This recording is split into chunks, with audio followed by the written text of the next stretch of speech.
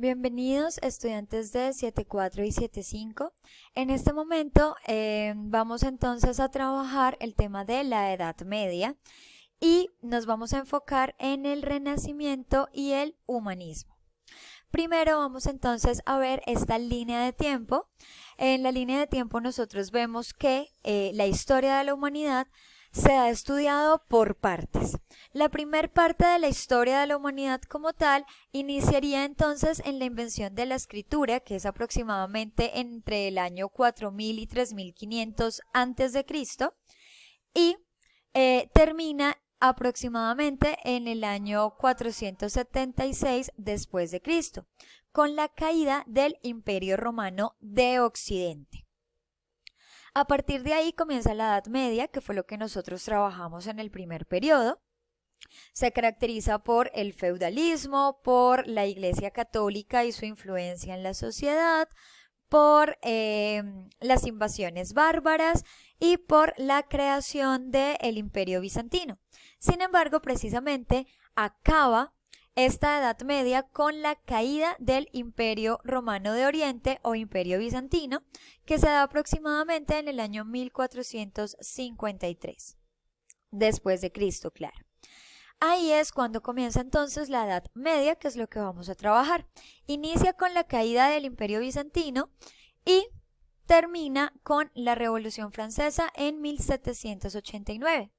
Vamos a ver entonces las características de esta edad moderna.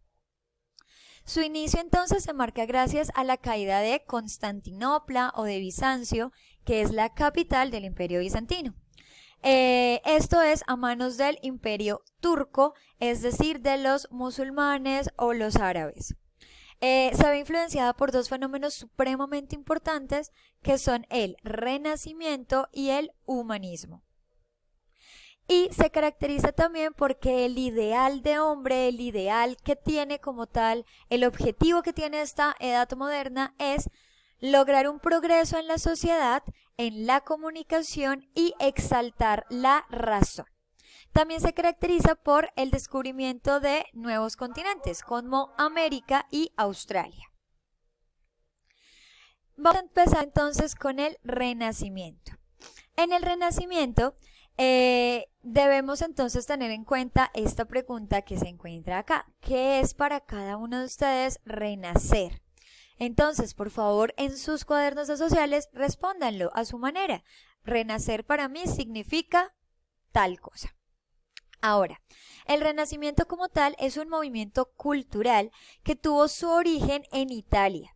Los pensadores, los filósofos, los artistas, los políticos y los intelectuales de Italia deciden que el centro de atención ya no va a ser Dios, ya no va a ser la religión, sino que ahora va a ser el ser humano.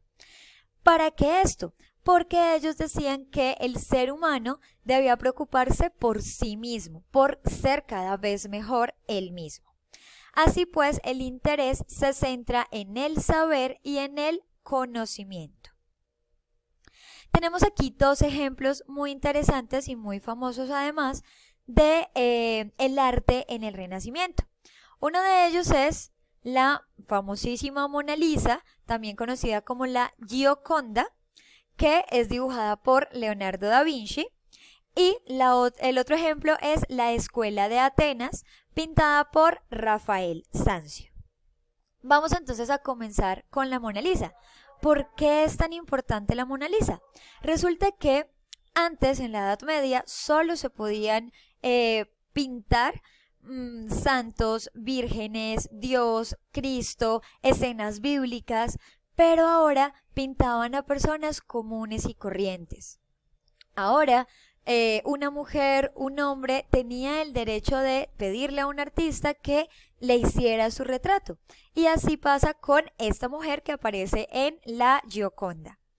De igual manera, entonces, en la Escuela de Atenas se rompe con esas reglas del arte medieval y ya no se pintan santos, ya no se pinta a Dios, ya no se pintan cosas religiosas, sino que todos los hombres que aparecen en esta imagen son filósofos griegos.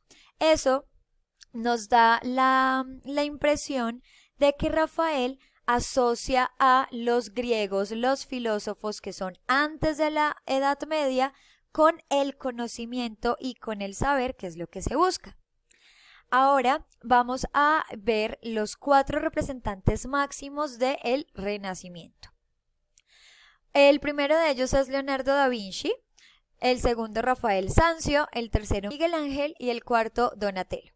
Si ustedes de los que ven televisión, muñequitos o lo vieron cuando eran niños más chiquitos, pues se darán cuenta que Leonardo, Rafael, Miguel Ángel y Donatello son los nombres que reciben las tortugas ninja. Esto es a propósito porque en ese programa de televisión buscan mostrar las tortugas como un avance en la sociedad.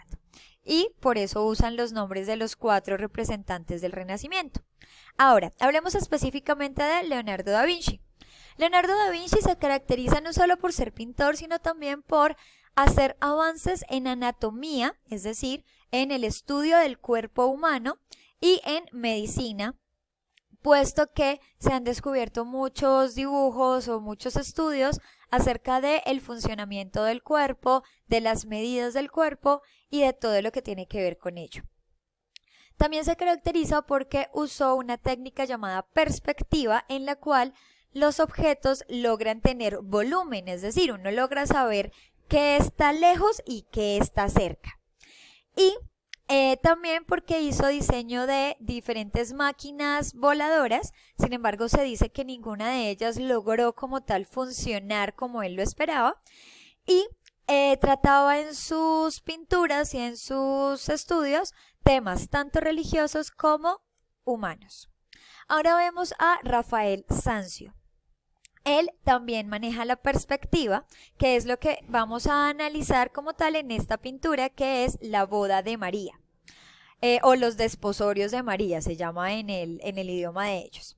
Entonces, ustedes ven que hay una línea en la mitad. Esta línea nos indica que en la pintura hay una proporción igual entre un lado y el otro lado, es decir, no está recargada más hacia un lado de la pintura ni hacia el otro, siempre se mantiene equilibrada.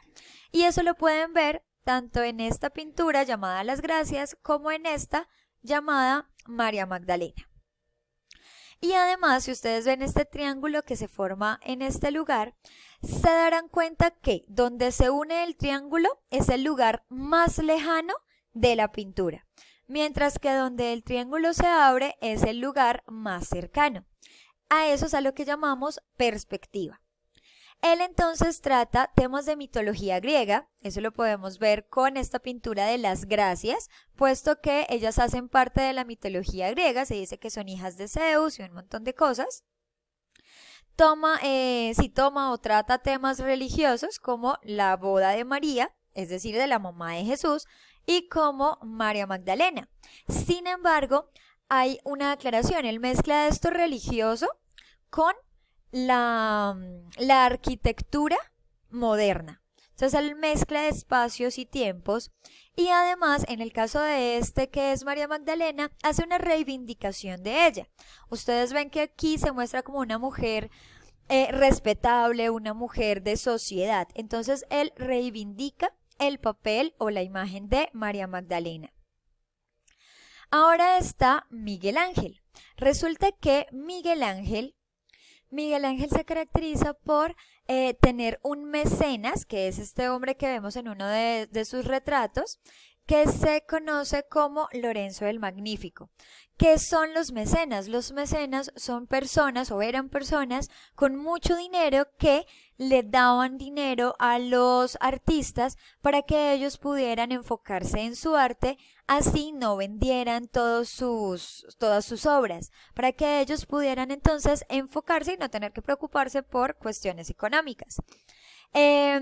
Este hombre entonces era el mecenas de Miguel Ángel, pero además Miguel Ángel se centra también en temas de mitología griega, lo cual vemos en esta escultura que es acerca del dios Baco, el dios de las fiestas, el dios del vino en Grecia, y este personaje que está acá, que es un sátiro o un fauno, que se dice que es una criatura mitológica de Grecia.